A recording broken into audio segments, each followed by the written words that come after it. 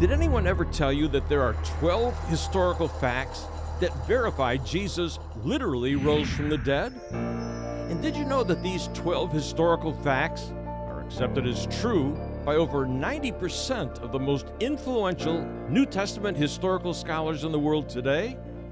Well, it's true.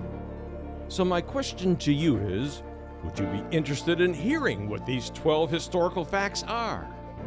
My guest today is Dr. Gary Habermas, one of the world's most respected and well-known scholars on the historical evidence for the resurrection of Jesus Christ. Professor Habermas holds a Doctor of Philosophy degree from Michigan State University in History and Philosophy of Religion. And he is the chairman of the Department of Philosophy at Liberty University in Lynchburg, Virginia. He's also the author, co-author, or editor of over 40 books. So we invite you to join us for this special edition of the John Ankerberg Show to hear these 12 historical facts that show Jesus literally rose from the dead. Welcome to our program. I'm John Ankerberg, and my honored guest is the prestigious Gary Habermas. He's a professor of philosophy and one of the world's best-known scholars and researchers on the resurrection of Jesus Christ. And Gary is talking to people that are skeptics about religion, about Jesus, about the Bible, say, I don't want to have anything to do with that. Would it make a difference to you if we presented to you 12 historical facts about Jesus' resurrection that are accepted by almost 95% of the greatest scholars around the world? That's why I want you to listen today, because we're going to talk about 12 historical facts. And Gary, start me off here. When you went to Michigan State, you were actually thinking of becoming a Buddhist, okay? And you were thinking about your PhD paper, what you were going to write on, okay, and your topic. And you got your committee together, and tell us what in the world you chose and why.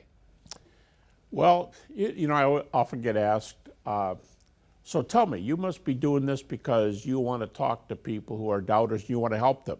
And I'll say, no. I wasn't that altruistic. I wanted to help me. I had questions, and I didn't see grounds for believing them. So it was like a serious thing to me. It was like every day. I mean, I played a lot of sports, and I would play till nighttime, and then I would come inside, and it wasn't like, what homework do I have to do? It's, where did I leave off on my doubts? That was my first question every night for years. So what was your topic that you chose, and how did the committee respond? Well, I suggested a topic on the resurrection, and actually they went for it pretty quickly. Now, today, when I'm on dissertation committees, we have 3 people. I had 6 on my committee, and they were split between those who believed in the resurrection and those who didn't. And I had an agnostic historian on my committee. He was the most complimentary person in my dissertation, but they accepted it. But as we were ending the meeting, the head of the meeting, who was also one of the skeptics, he said, you can do the resurrection, but he said, we don't want any of this stuff. These things happen because the New Testament says so. And now I had read so much critical literature by that time, I was pretty sure what he meant, but I wanted to be sure.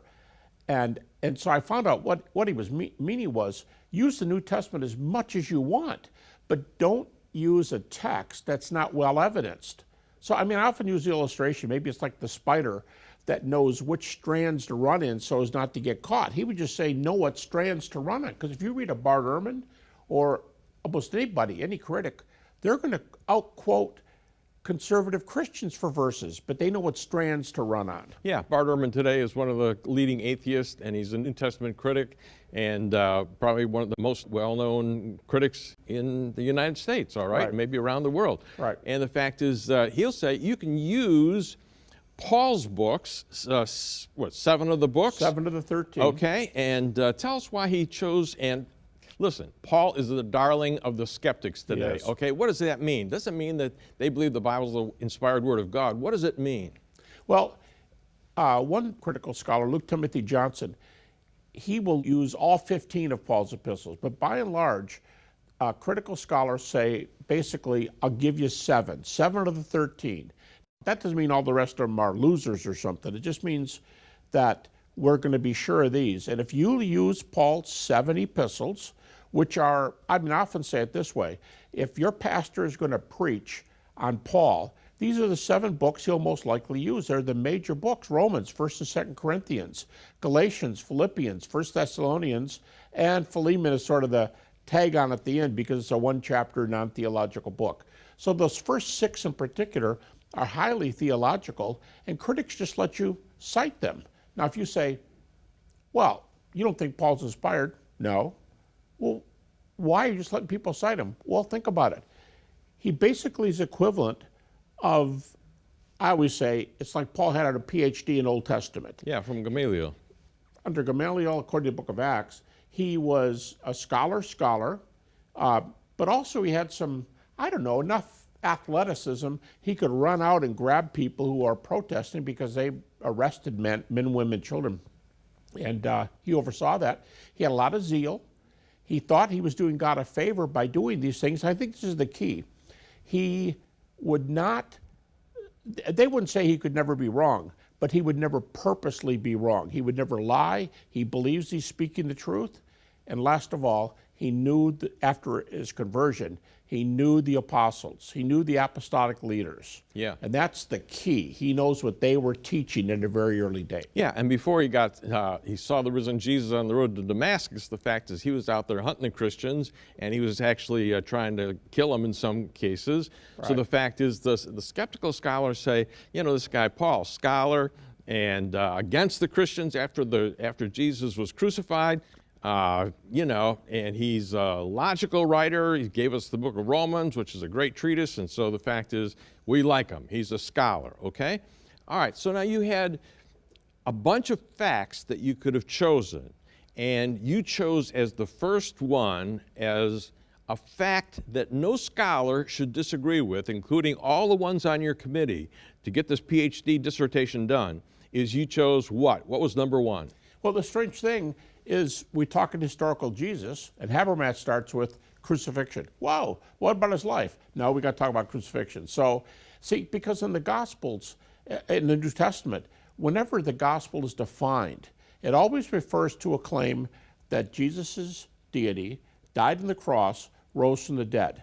So to me, you have to talk about Jesus' teachings, and that makes you back up a little bit. But for these facts, I always start with the crucifixion. And you take a scholar like Bart Ehrman, he is going to allow, from his books, 15 independent evidences, reports for the crucifixion, a number of them not in the canonical New Testament. Yeah, so. Yeah, and let's go back, because we've been doing this, actually, you and I, we've been taping for 40 years, Yeah. if people can believe that. Right. Okay, and when we started this, we had a whole group of critical scholars that said, Jesus, he didn't really die, okay? Some guy said that he just swooned on the cross, came down, they put him in the tomb, and the fact is he revived and came out. Or the soldiers somehow let him get by, and he went and revived. And Josephus actually had, 3 friends, and they were crucified, and all of a sudden he says, hey, those are my friends, get them down. And they got the 3 guys down, and 2 of them still died because they got medical care. 1 guy survived. So out of that kind of background, people said, I'm not sure that Jesus died on the cross. It had to be something else. And so you had, number 1, we had to prove that Jesus died. How in the world did you prove that Jesus actually died? Well, first of all, I went after both medically and historically. Now, most critical scholars, no matter how critical, let's say the Bart Ehrman that we've already introduced, he wouldn't even think of questioning whether Jesus died on the cross. Why? One reason is because of what happens medically to people on the cross, and there are built-in checks and balances to make sure that a person on the cross is dead.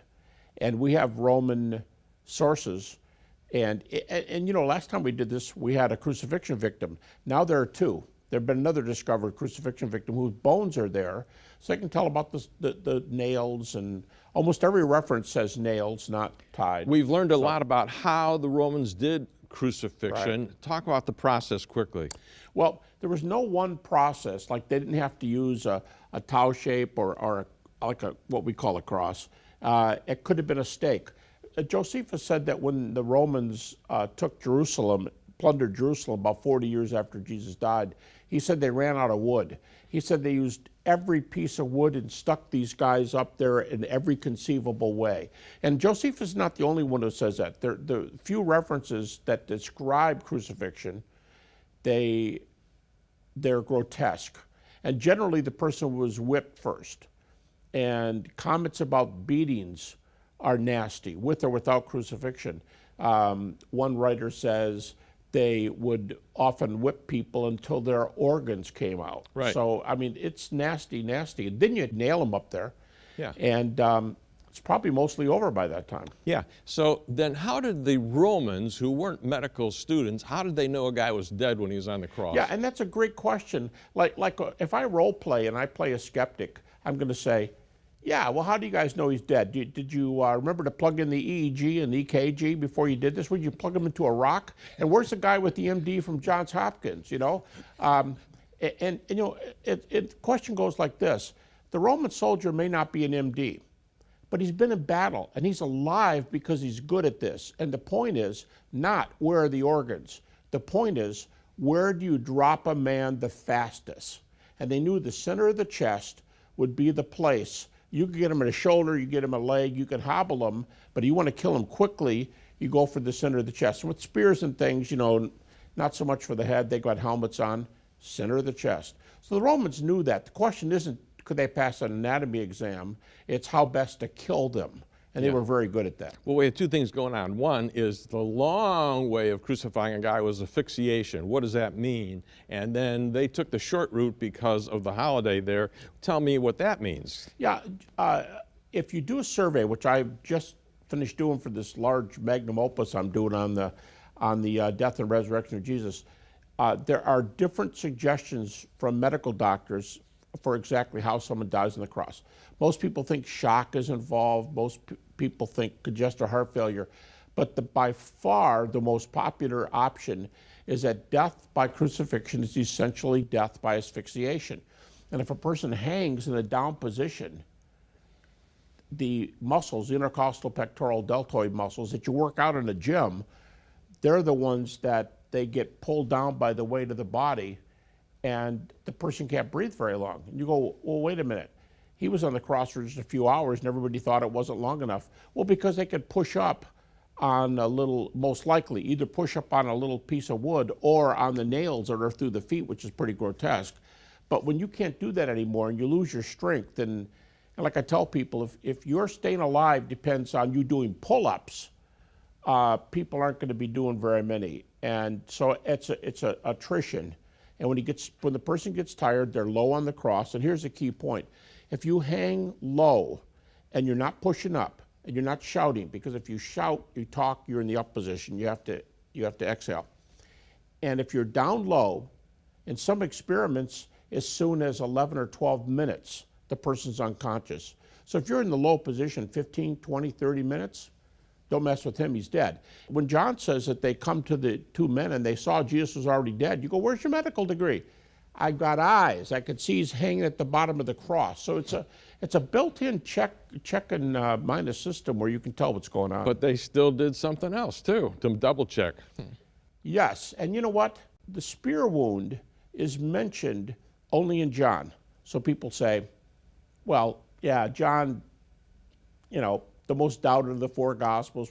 But you know what? We have several other sources, secular, non-Christian, outside the Gospels, for piercing bodies. It's sort of like the centurion says, he's not getting down on my watch. You know, this is between me and him. If I have to report to Pilate or whomever, it's not going to be because I wasn't watching. Yeah. This guy's going to be dead. So what did he do? They stabbed him in the side, and by far the leading medical view, it talks about blood and water, and the thinking is one of two things: is that in a horrible beating, you can get pleural effusion, which involves the lungs, and the lung cavity fills with the bloody water, and it collapses, and you can't. That's one way you don't breathe. The other thing is that around the heart there's a sac. It's called the pericardial sac, and there's actually two real thin ones, but it holds a liquid. And there's not a whole lot of cc's there, but there's a little bit of liquid. And so the thought is, again, these folks are soldiers. They know where to stab. Either the water came from the pleural cavity from the lungs that were about ready, probably, he was already dead according to the report, so they're already given out. And if you're going to pierce that wafer-thin pericardium, it would be virtually impossible to pierce the pericardium and not pierce the heart. It's like if you stick a sword through 2 sheets of paper, is it going to go through all the way, or is it going to stop? Well, what's going to stop it? It's soft tissue.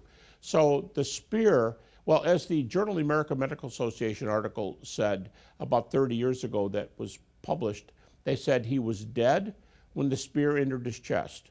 If he wasn't, the spear certainly would have done the job. Yeah, and the scholars that used to say that something happened like that, he got off the cross, now even guys like John Dominic Crossan, Bart Ehrman, what do they say now? None of the guys of that stature question this.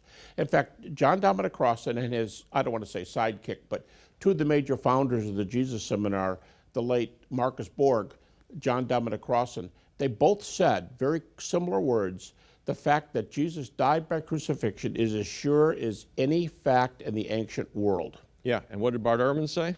Bart Ehrman says we have 15 authentic sources, and it's one of his 2 major facts that we can know about Jesus, that he died by crucifixion. Okay, so that was number 1. Number 2 was the fact is that he was buried, okay? Now, this is in a way controversial, but in some sense, the fact is, obviously, anybody that dies is buried. So tell me the story here. Right, and notice whenever I list 12 facts, I just say he was buried, because I don't want to get into a discussion. If they go, no, the most common kind is a hole in the ground and they put you there.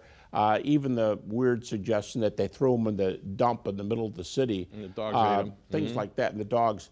But the point is about him being buried, all these scenarios require his death. If he's underground, if the dogs are eating him and he's burning to death, if he is in a tomb and it's closed up and they've taken him in there, and whatever you think about the Shroud of Turin, I mean, but the man buried in the shroud is in a state of rigor mortis. I mean, so when they put him in there, he's a goner. Yeah. But in Jerusalem, they've got these limestone tombs that are very common. And the story is that Joseph, a member of the Sanhedrin, buried him in his own tomb. And, one good argument for that is that 4 out of 4 sources, sometimes we think of these 4 authors as sitting together around a table. John, what do you have for this? Mark, hey. Okay, well, I'm going to go with these words. They're not. They're spread around the Mediterranean. And the fact that they're telling the same story, now someone's going to say, time out. Matthew and Luke most likely used Mark for one of the sources that Luke said he used. Well, John's an independent source. That makes it independent. Most scholars, according to a recent survey, most scholars believe that Mark used what's called a pre-Markan passion narrative. Mark had another source for the crucifixion, and because of the way it's written, they think it was composed before 37 AD. Yeah. So if Mark is really early at plus 40, how about 7? Is a 7-year-old source good? But the point is, they go by independent sources. Mark is 1, John is 1, Mark's source makes 3. There's a creed in Acts chapter 13, a Pauline creed that talks about Jesus being buried. That's 4 minimal sources. Scholars aren't even sure if Matthew and Luke even used Mark at this point. We've got more sources than we need for the burial. Yeah, and so you got 2. Jesus died by crucifixion, and he was buried, and this caused his disciples what? Well, any normal psychological reaction is that these men and women would feel totally crushed. It's like, I left my fishing business, I left my tax, I had a pretty good living, and I was with my wife and children. I left it all. I thought he would redeem Israel, as the 2 men say on the way to Emmaus. We thought he was going to, and the Romans, they're still acting up, and this guy did nothing. It was a waste. I wasted 3 years of my life. You can't think those things and not be depressed in some sense. So often that Saturday is often called Black Saturday. It's Depression Saturday for these people. Yeah, and almost all the accounts that we do have in the 4 Gospels, and even other accounts that we have from the Church Fathers, talk about how depressed they were, okay? And everything was gone for them, which sets up this next one. Is the fact is that something happened, and all of the scholars across the world will admit that something happened after the third day. What was it? I'd say the three major facts in Jesus' life that's going to have nearly unanimous consent is that he preached the kingdom of God, he died for it, even Rudolf Bultmann said that, he died for it, and the disciples believed that they saw him again. So kingdom, so he's a king. If he's got a kingdom, you're going down, they kill him, and the disciples were so convinced. From that point on, it was like they were shot out of a cannon. Something had to shoot them out of a cannon, and they were convinced they'd seen appearances of the risen Jesus. All right. We're only at 4 historical facts, and that's on purpose because we got 12, and then we got some conclusions, plus we can quote a whole ton of scholars here, all right? But I want you to get the idea that the 4 facts that we've talked about so far are historical facts, okay?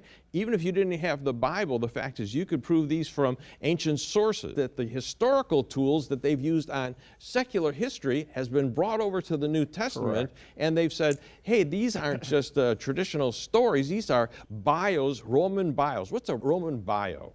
The Roman biography, Greco-Roman biography, because before Romans, going back to the Greeks, and it's narrative. It's a storytelling venue that is a little bit different than what historians do today, but there was still evidence gathering. They didn't have you couldn't go to your, scroll shelf and pull all the scrolls off and have 52 endnotes, but they did do some good research, and the rules that they applied, historical rules for applying to texts, like for example, we've already done one, the more independent sources you have, the better. So independent attestation is very important. That's a rule. Well, as they started applying the historical rules, the numbers went up. Well, a young scholar about 1990, Richard Burridge, did a doctoral dissertation in England comparing Greco-Roman biography to the Gospels. And he said, look at all these characteristics, but here they are in the Gospels. And yeah, they're different, but they're different from each other. So they look like Greco-Roman biographies, and that conclusion has pretty much been accepted across the board. So with it comes all the historicizing type principles that make facts recognizable. And things have changed. Now, we've got a list over here of a pile of books, and I said, hey, as we were prepping for this program, I said, hey, give me some of the sources that are new. And one of them was Richard Bauckham, one of the professors at Cambridge, okay, one of those 500-page books that you gave me. Yep. And the fact is, when I read his book, he said, on the basis of Roman bios, the fact is, we ought to call the Gospels really testimony, eyewitness testimony of events that happened. And then he quoted Josephus and some of the others in saying that the best kind of historian was the guy that was actually on the scene and was a part of it and saw it and experienced it and could write about it. Correct. Okay? And so they brought that kind of information over from Roman historians and from Jewish historians, and then they brought that into the New Testament. And so we want the folks to know where we're coming from on these facts. We're giving you historical data accepted by critical, not always Christian, scholars across the world. Doesn't mean that we are not Christians and we don't believe the Bible is the inspired Word of God. It's just not, we're approaching it that way. We're approaching this, if you're going to Harvard, if you're going to Princeton, if you're going to the University of Illinois, if you're going any place else, the fact is that's the basis where you can check this stuff out, okay? Right. Now, I have another question I want to come to. First of all, we had Jesus died by crucifixion. Nobody doubts that. He was buried. The death caused the disciples to despair. Obviously, if you lose your best friend and you thought he was the Messiah and you thought more about him, the fact is when he's murdered on a cross and you watch that, they all went into despair. Okay, and then we come to this fourth one. The tomb was found empty on the third day, okay? We'll come back to that one. I want to go to the fifth one. The disciples had experiences which they believed were literal appearances of the risen Jesus to them. Okay, now here's one of the most important proofs. And on the basis of what kind of data do we have that is within 24 months of the resurrection that shows us they had experiences of the risen Jesus? Well, maybe the most important single argument. Here's the way critics would argue. They would start with the Apostle Paul. Right. He said he's the critic's darling, and he is. They're going to grant 7 books, and Paul returns to the resurrection time and time again. Actually, this is a whole other topic, but he quotes little tiny snippets that were in existence long before the book that he wrote. Today we call it a footnote. Right. And he would have these sources. Well, those sources, almost all the time, it's always about death and resurrection of Jesus. Jesus died for us. He was raised. Disciples saw him. The data are listed there. And the most important one is 1 Corinthians chapter 15. 1 and 2, Paul talks about it. But in verses 3 through 7, there's one or more creeds. I say or more. Some people think 2 or 3 of them, Paul strung them together. But there's an early creed there.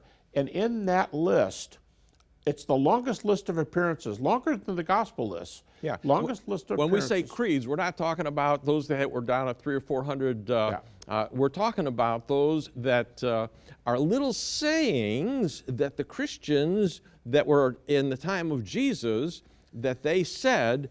And obviously, after Jesus was crucified, rose again, and passed off the scene, the fact is the church still did doing church. And the scholars want to know, what in the world did they say when they did church? Yeah. Okay? Because what they said, if we can find out what they said, what was the core of their beliefs? Okay? Right. And we're going to do that in another program. But the fact is, I'm just simply saying that's what we're talking about. Paul is talking about this is something that the Christians were talking about before he got saved on the road to Damascus. If he got saved 2 years after the crucifixion, the fact is this was even earlier, and we got all kinds of evidence for this. Keep going. Yeah, and in that list, there are a half dozen appearances. Now, Paul adds his own at the end. But there are 3 to individuals. Starts with Peter, James, the brother of Jesus, the Apostle Paul. He says, last of all, he appeared to me. Paul's not in the original list, but he tacks his on to the end. But here's the important thing here. 3 groups are in that list. There's a group called the 12. There's a group called all the apostles.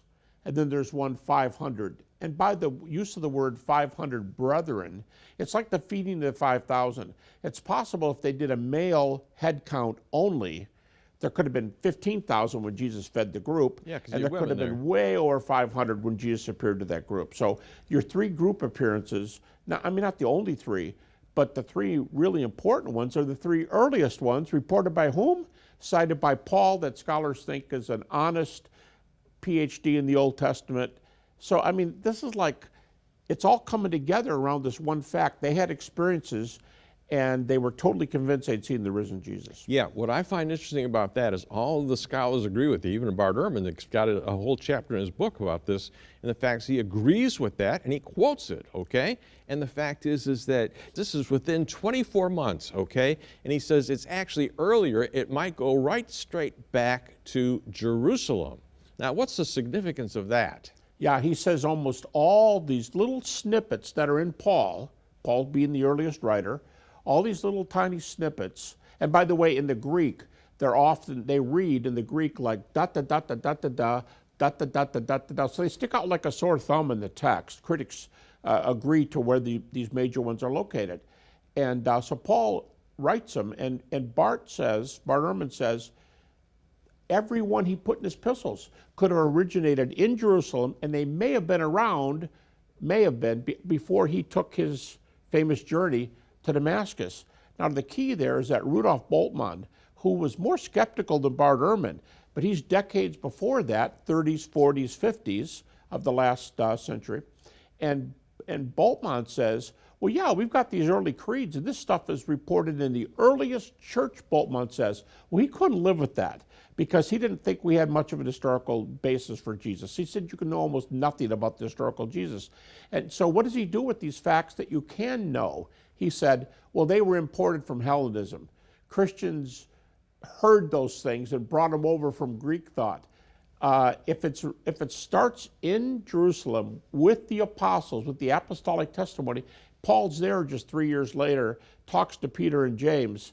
That ties this up. You may not believe Jesus has been raised from the dead, but the fact that Paul interviewed people who saw him during that famous, according to Luke, 40-day period after the cross, Paul's sitting there interviewing these guys, and Bart Ehrman lists the crucifixion and Paul's interview with those two men, and then later he comes back and John is there. So the big four, Paul, Peter, James the brother of Jesus, and John, he lists those two events, crucifixion and Paul's meetings, as the most important singular historical pieces of data about the historical Jesus. Yeah, and I love about Richard Bauckham, professor at Cambridge. The fact is, he said, quoting another scholar, he says, you know, when those early eyewitnesses said that, they didn't immediately go right to heaven. They stuck around, okay? And we have records of the disciples. That's right. Obviously down the pike. They wrote the Gospels, okay? And in the Gospels and in their books, the fact is they started putting some of these snippets in there. And the scholars, as they read them, they could find this stuff, okay? Yeah. But I love this other book that you gave me from Oscar Cullmann, okay? Talk a little bit about Oscar Cullmann. Yeah, Oscar Cullmann is writing back in the day when Rudolf Bultmann was around. Now, Bultmann wrote his famous skeptical essay in 1941. In that same decade, Oscar Cullmann is writing a little book called The Earliest Christian Confessions. And he starts noticing, only a few other scholars at this point have noticed these things, but he starts writing about these snippets in the New Testament, the dot, da, dot, da, dot, da, da phrases in Greek that have been interpreted into the text. I mean, twice Paul says in 1 Corinthians, he says, I gave you what I was given. Now that's like saying, I tell my grad students, that's an ancient footnote. Yep. When Paul says, I gave you what I was given, that's like us saying, well, even Bart Ehrman agrees. Even the German atheist New Testament scholar Gerhard Ludemann agrees. That's how we do endnotes. Now, if we're doing today, we put a number down there in the text. Paul just says, I got this from somebody authoritative before me. What I loved about Cullmann was it was such a simple book, and it's only 50 pages, okay? Yeah. And the fact is, he says, you know, how do we find out what these early Christians believed when they didn't even have the New Testament, okay? What were they saying? What were they doing? And he says, you know, there's like 6 areas. We got baptism, that was still going on. We have exorcism. They were preaching in services. They were singing songs. We have all these. Yeah, the fact is, where do we find that kind of stuff? And he starts looking for it, and he writes a whole little book on where these verses are at. And I thought, boy, how dumb do you have to be? All these years, and here it is. Obviously, the Christians were doing something after Jesus went up to heaven, after the resurrection, after Pentecost. Fact is, Acts says they went across the empire proclaiming this message. Yeah. And okay? Now, Cullmann was on that border there. He was French-German. But another British scholar, C.H. Dodd from Cambridge, wrote a little book called The Apostolic Preaching and Its Developments. It actually predates Cullmann's book, and he's real big on the Acts sermon summaries, which are a species of creed. And Dodd is the one who coined that famous phrase, you know, you quoted the one, they didn't go exactly to heaven. Dodd said, Paul came down and spent 15 days with Peter and James, and they did more than talk about the weather. Yeah, and the thing is, from the beginning, the disciples and early Christian leaders and this people that went across the Roman Empire, the resurrection was the central message, okay? Hands down, this is what they preached all across it. You get this from secular writers who are ticked that they were doing it, and the fact is you have it from everybody, and it's shot right out of the box from Jerusalem right at that early period, even before Paul got saved 2 years later. Yeah, when we say get shot out of a cannon or when someone comes out fast, we're presupposing something propelled them. Right, something happened. Propelled the message. And it's Richard Bauckham, among others. He's not the only one. But Richard Bauckham says the consensus New Testament view among critics, incredible word. The consensus view is that this material was established from the beginning. James D.G. Dunn says that early creed in 1 Corinthians 15 probably within months of the cross. Now, we know the cross happened in the spring. If the creed came months later, it could well have been 30 A.D. It could have been the very year Jesus was crucified. This creed is already out. Why? That's what shot it out of the box. These things just work together with an evidence message that is not seen anywhere else. Yeah. Number 9, the church was born and grew. That's obvious. The fact is, all of a sudden, the explosion that came out of Jerusalem because of the resurrection and people seeing him. The fact is, all of a sudden, they spread the word. They went all across the Roman Empire, and you had an explosion of Christianity that came, and basically, by 300 years later, it changed the entire Roman Empire, okay? That's a real key. Jerusalem's really important. To some people, that's a duh. Well, I guess it did get started there. Bart Ehrman says the creeds all came from Jerusalem, but here's what they're missing.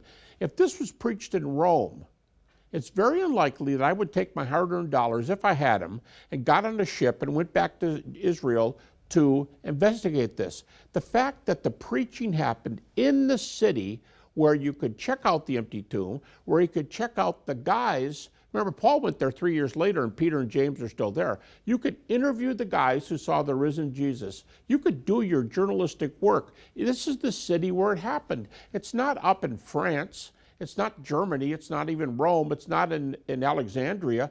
This is the city. It started, was reported, could be checked out, and Paul went to them, meaning he knew where to get the message. So as Bauckham says, here's the important point. As Bauckham says, scholarship agrees with that scenario. Jerusalem is the base, all the data are there, and it could be checked out. Number 10, Orthodox Jews who believed in Christ made Sunday their primary day of worship. In other words, they changed from Saturday to Sunday. Why? Because those that had believed in Christ, that were Jews, became Christians, and they worshiped Jesus on the day that he rose from the dead. Number 11, James, who was the brother of Jesus, and all of Jesus' life, James did not believe in Jesus. He was not a follower of Jesus. He was a skeptic, okay? James was converted to the faith when he saw the resurrected Jesus. In other words, Jesus appeared to his brother, and he became the leader of the Jerusalem church, okay? And then number 12, a guy by the name of Paul, who was convinced that the Christians were wrong. After Jesus was crucified and rose and you had Pentecost, he was determined that Jesus was wrong, and he was given permission to go out and hunt down and, if possible, kill these Christians to get rid of them, okay? And on the road to Damascus, about 2 years after Jesus was crucified, all of a sudden, this guy who was killing Christians, the risen Jesus appears to him, and he is completely converted and transformed and becomes the one that is the great apostle that goes across preaching to the entire Roman Empire. Okay, so those are our 12 facts. We got 3 that we want to cover today and give you historical background on it. And let's start with the fact the church was born and grew. Orthodox Jews who believed in Christ made Sunday their primary day of worship. Give me the background here. Well, now I'll give you the contrary view first. A lot of critics think, yes, the Christians said on the first day of the week or the third day, however you want to count it. But they think that in the Old Testament, the third day is sometimes used as a day of redemption. So maybe that was a theological conclusion, not a historical conclusion. Now, one thing to note, that view that this was not an historical conclusion came during the day in the influence of Rudolf Bultmann and those who didn't find very much history. And he was quite skeptical. He's famous for a one-liner where he says, basically all we can know about Jesus is that he was a first-century itinerant Jewish preacher who preached the kingdom of God, died for it, and then later he said, oh yeah, his disciples thought they saw him later. Yeah. And he said that's basically all he was very, very skeptical. And this came during that age. But when you look at the data, the sources over and over, early sources, these same early ones we're talking about, out of the gate sources, say third day, first day of the week. It shows up in the earliest proclamations. For example, very early in the New Testament, they're worshiping on Sunday. Now, if the third day / first day, same day, if that was the third day we will be blessed by God, if it's a blessed kind of conclusion from the Old Testament, why are they actually physically worshiping on Sunday? That definitely favors the view that this was an historical event that said, like Jesus, so are we. And one interesting point, in the book of John, when Thomas, the famous story that doubting Thomas wasn't there, it says 8 days later, because you go, I thought it was a week after Easter. Well, on the Jewish calculation, that is any part of a day counts a whole day. It's the next Sunday. But even when Thomas gets together, that's still the next Sunday. That's how early it was. So we've got pretty good data that third day / first day equals that Sunday. And the people who were doing it were Orthodox Jewish believers who, accepted Jesus as the Messiah. Yeah, and ask any Jewish person today, if you were to convert, would it be a big deal for all of a sudden you telling your relatives, I'm going to be going to church on Sunday? That's a big deal. You have to have a real solid reason for doing it. Well, and of course, persecution breaks out about the same time, so that also shows the response. Yes. All right, now we get to two of the biggies, and that is the fact is Jesus' own brother, which first of all, you got to say, all of his life, okay, he's doing miracles, he's raising the dead, he's healing the people that are blind from birth, he is people that can't walk, he's healing diseases of all kinds, and there's his brother watching all of this, okay? And one time he comes over and he says, Jesus, why don't you go up to Jerusalem and do your stuff up there? And it's really implying the fact that, I think you're nuts, and the fact if you go up there, they'll kill you, and then we'll get rid of you. But the fact is, so this is his brother, all right? Yeah. And all of a sudden, in that 1 Corinthians 15 passage, where Paul is listing the people that Jesus appears to, and it's an early summary of eyewitnesses, okay? He includes James. Talk about this. Yeah, this is super interesting, and we have this phrase again, multiple independent attestation. We have at least 3 sources that report this event. Now, Mark is really kind of strong. In Mark chapter 3, there's only a very few dissenting scholars in the world who don't accept this. But basically what it says is that the family, it's not just the brothers, it actually says family. And, I'll just throw this out there. Mary, mother, is listed. And you're thinking, was she having doubts, or were they simply listing her as the family members? But they're there, and they're kind of offended that he's coming to town. And the Greek in Mark 3 indicates that the family thought Jesus was out of his mind. Yeah. And so, out of his mind, you're embarrassing us, why don't you move on? That's pretty strong. John lists it, and John's independent from the first 3. We call the synoptics, John 7. And then we have a little book, a really neat book called The Gospel to the Hebrews, a Hebrew gospel that is post-canonical. It's often dated about 125 AD, which is like 25 years after the Gospel of John. And it actually narrates the story of Jesus coming into his brother when you said, hey, bro, it's me.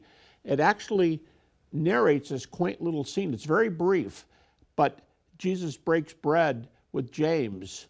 And, you break bread, you can see the scars, it's right there. And James becomes a believer. It's pretty neat. Yeah, and James is completely transformed and becomes a leader of the Jerusalem church, the very city where Jesus was killed and later is martyred himself. Which is recorded by Josephus. Yeah, so tough stuff. All right, and then we get down to probably the most important fact here, and it's this guy that is Saul of Tarsus. Talk about his background, talk about what he was up to, when he got converted, what happened, and then some of the things that happened through his life. Sure. I list them separately because they're very different people. James is it's a strange kind of skeptic when you live in a family with a person. I mean, can you imagine these boys when they're teenagers? Go make your bed. Why? You don't tell Jesus that his bed's made. It's just like all these little things. Why does he never get time out? I mean, after a while, a person can be kind of bothered by that insider, oh, he's your favorite, isn't he?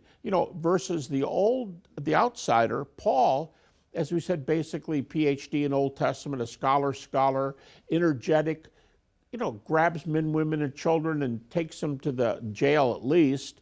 And he thought he was doing God a favor. He identifies himself as a Pharisee in Philippians chapter 3 and says that I outstripped my colleagues in terms of zeal, and I was gung-ho. So you got a scholar, and you have an insider, you love him more than me kind of thing. Two different kinds of people, and they both come to Jesus because what happens to these other believers all of a sudden happens to them, and it's right there in front of them. And you're right, their testimonies, when you mentioned the big four in the early church, 2 of the 12, Peter and John, and Paul goes to see Peter and James, the brother of Jesus, in Galatians 1. In Galatians 2, when he comes back, John's there. They're the big four. The two others, Paul and James, and the 2 of the 12, Peter and John, by far the foremost influential believers. And by the way, to me, the point is these men put themselves in harm's way. We don't have to prove they died for their faith. However, they always, someone might say, well, how can you read minds? How do you know they were willing to die for their faith? You don't have to read minds. Just look where they went. They always went where they got in trouble. And Paul keeps doing it over and over and over and over again. But anyway, we have first century sources for the martyrdom of 3 of them. Paul, Peter, and James. We have first century sources. And so many Christians, it's almost unanimous among conservative Christians, that John is the only one that didn't die as a martyr. Well, that's another subject. But we do have a second century source that John was martyred. And second century is, not bad in terms of, right. When Bart Ehrman does the history, what we can know from Jesus, he goes 100 years. So that's from roughly 30 AD to 130 AD. So all 4 of them could very well have been martyred, including John. And Paul's with them in Jerusalem. And what's the book of Galatians about? This is Galatians 1 and 2. I tell my students, Galatians is a short book. And here's the theme. Guys, it's all about the gospel. Get it right.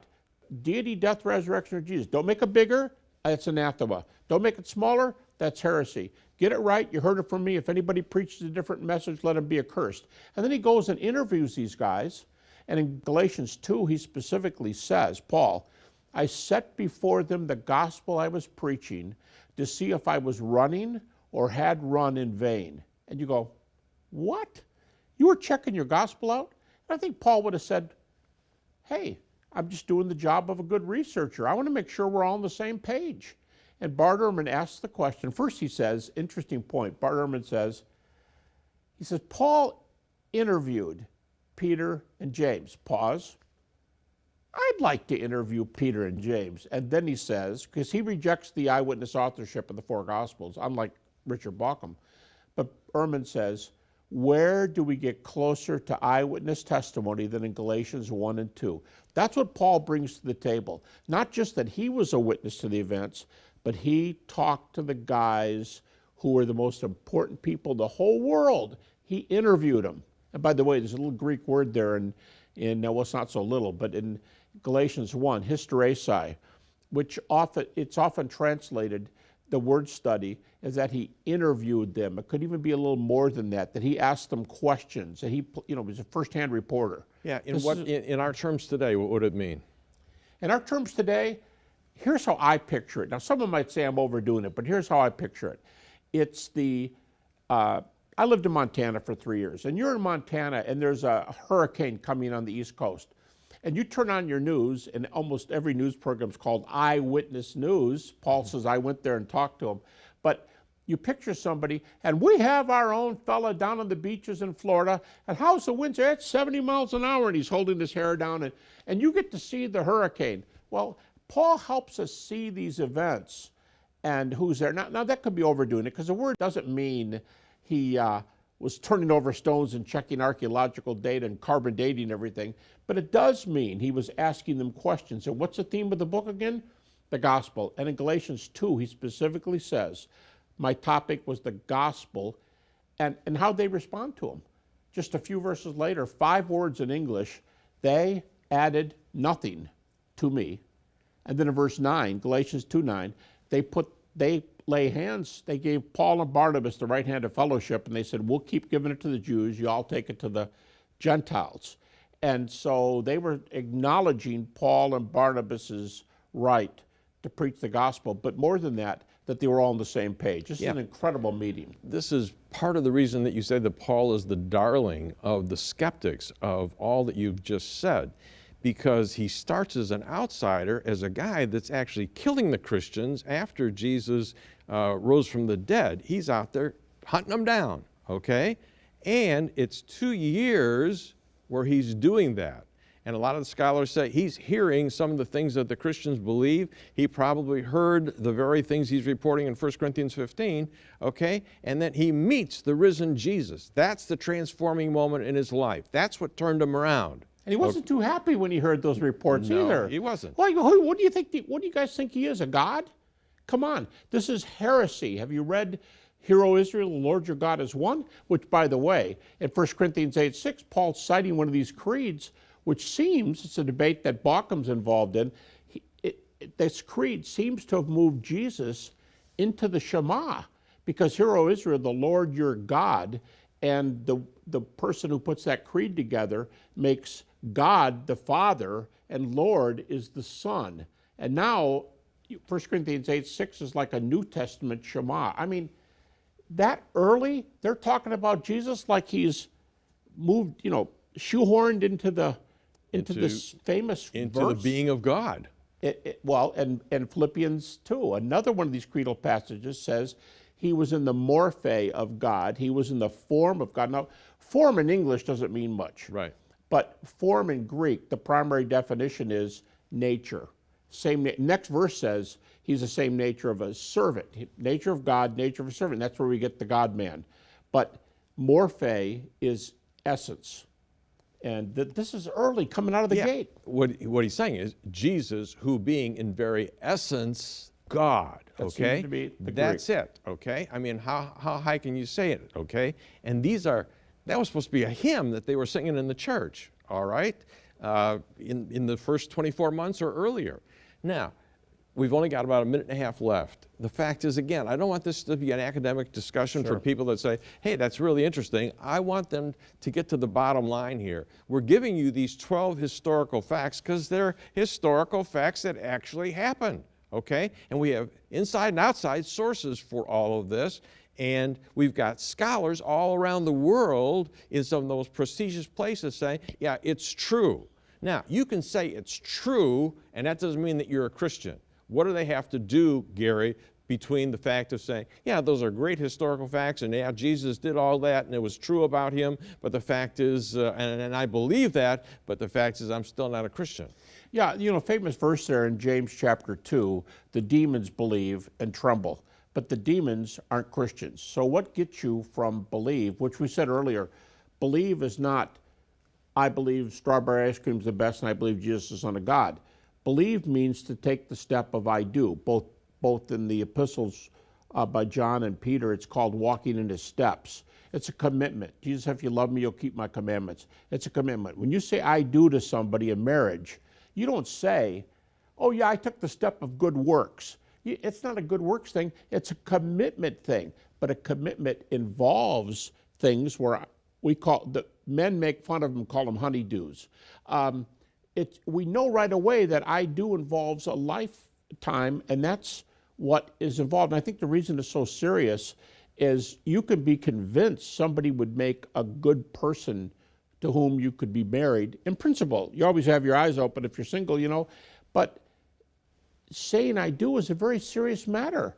I don't just say, oh, that's nice. I say, do I want to settle down and do something? And that's what's involved when you choose to follow Christ.